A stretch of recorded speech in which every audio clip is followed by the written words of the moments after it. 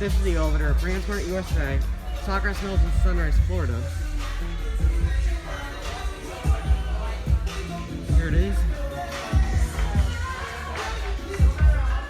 And this is a Miami Impulse elevator.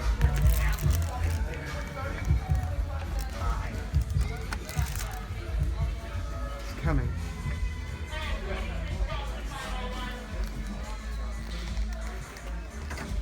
Here it is.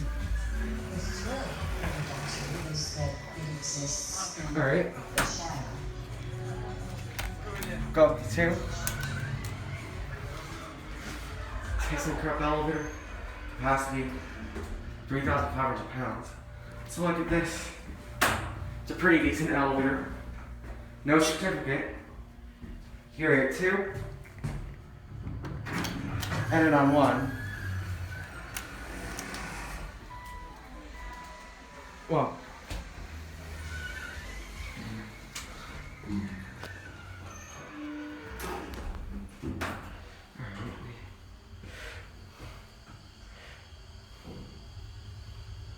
It's actually a ThyssenKrupp.